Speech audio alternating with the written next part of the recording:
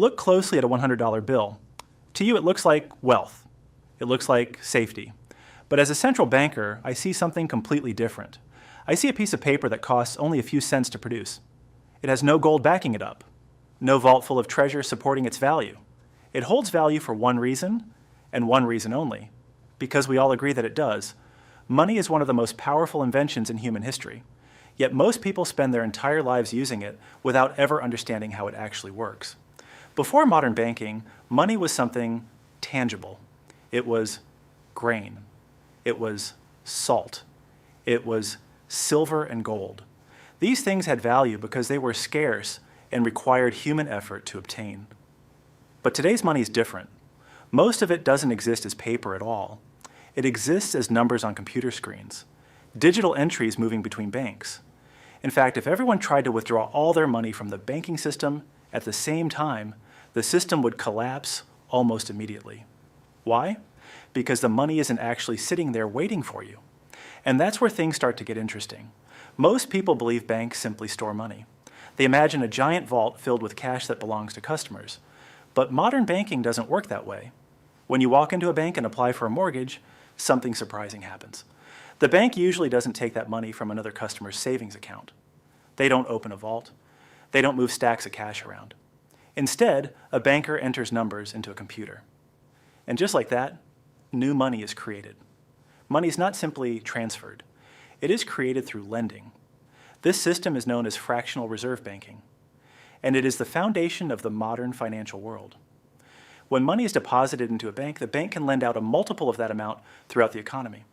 The result is that far more money exists digitally than physically. In other words, debt creates money. Think about that for a moment. Every mortgage, every business loan, every credit card balance, all of it contributes to the money supply. Debt isn't just a feature of the system, it is the fuel that keeps the entire economic engine running. Without borrowing, economic growth would slow dramatically. Without lending, much of the money circulating today wouldn't even exist. But this creates another problem. Because money is constantly being created, the supply of money keeps expanding. And when the supply grows faster than the production of goods and services, inflation appears. Most people think inflation is simply prices going up. But inflation is really the purchasing power of money going down. Imagine pouring more and more water into a glass that is already full. Eventually, the value of each additional drop becomes smaller. The same thing happens with currency. As more money enters the system, each individual dollar tends to buy a little less.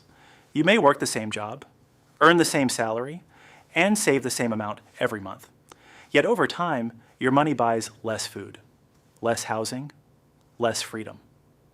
This is why many people feel like they're running faster, but getting nowhere. The numbers in their bank account may be increasing, but their purchasing power is quietly shrinking. Inflation acts like a hidden tax, one that most people never see directly. And over long periods of time, it can dramatically reduce the value of idle cash. Now here's where the story takes an unexpected turn.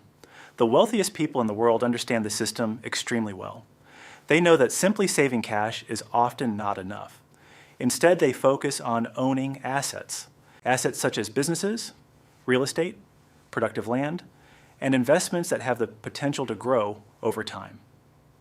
While inflation slowly reduces the value of cash, strong assets often rise in value.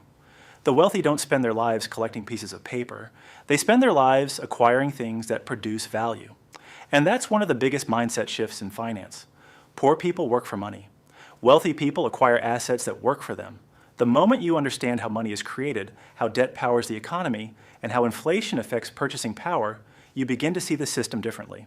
You stop viewing money as the final goal and start viewing it as a tool that can either sit still and lose value, or be used to acquire assets that help build long-term wealth.